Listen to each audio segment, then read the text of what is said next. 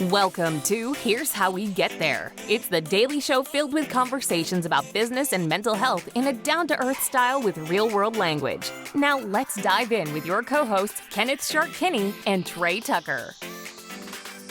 All right, Trey, a new study has come out. This one is by the Swedes, so I don't know if I trust any of the information whatsoever. I think they just interviewed everybody that worked at IKEA, but hypochondriacs are facing severe, who fear serious illness are more likely to die sooner, a study showed.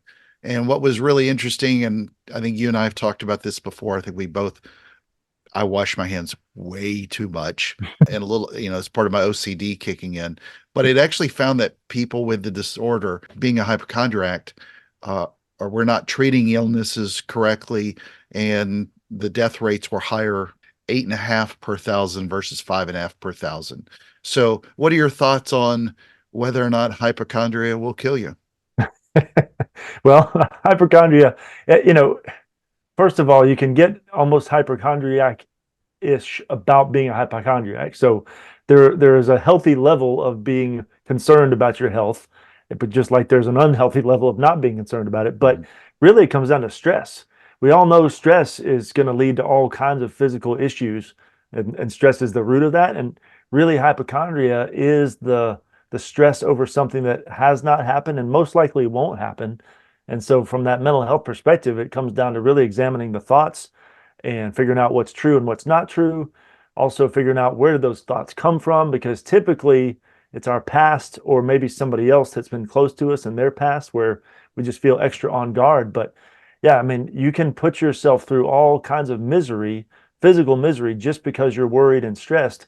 And yeah, that will literally shorten your life. I mean, look at, not that presidents are hypochondriacs, but look at the amount of stress you can see the stress take on their bodies from the first year they enter office to the last year.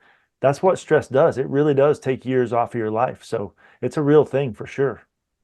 I think the thing that's really interesting is that the same group of people often suffer from other types of real issues as well.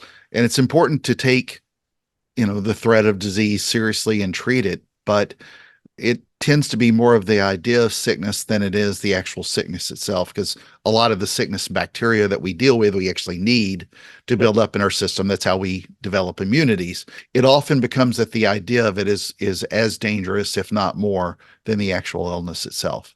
Right. All right. I got to go wash my hands and get some Lysol and Clorox wipes.